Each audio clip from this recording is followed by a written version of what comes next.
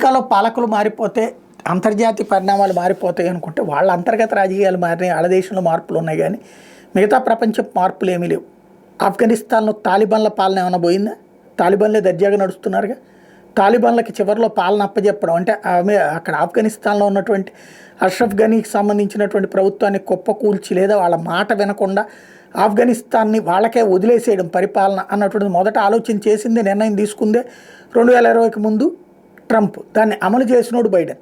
ఆ సందర్భంగా చివరికి ఘనీ వెళ్ళిపోయాడు, తాలిబాన్ల చేతికి వెళ్ళిపోయింది. ఇప్పుడు ఏమన్నా ఆఫ్ఘనిస్తాన్ని కంట్రోల్లో పెడుతున్నాడా, దారిలో పెడుతున్నాడా ట్రంప్? నథింగ్. ఇంకేముంది దాని ఆయన వల్ల ఇక్కడ తేడా?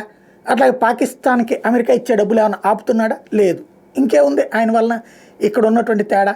అట్లాగే నేపాల్ కావచ్చు, భూటాన్ కావచ్చు, బంగ్లాదేశ్ కావచ్చు, అక్కడున్న అంతర్గత రాజకీయాలు సోరోస్ వర్గం దూరుతోంది. అక్కడ పాలకులని ఎవరిని ఉండాలి, ఎవరిని తీసేయాలన్నటువంటి కథ నడుపుతోంది.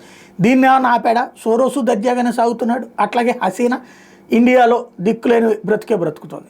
దీన్ని ఏమన్నా మార్చి ఇక్కడి నుంచి ఆవిడని తీసుకెళ్లి బంగ్లాదేశ్లో పాలనకి ఆవిడకి అప్పచెప్పే పద్ధతి చేశాడా? లేదు. దీన్ని బట్టి చూస్తుంటే పాలకులు మారినప్పుడు వాళ్ళ దేశంలో రాజకీయాలకు పనికొస్తున్న తప్పించి అంతర్జాతీయ పరిణామాలు ఏమాత్రం ప్రయోజనం ఉండట్ల.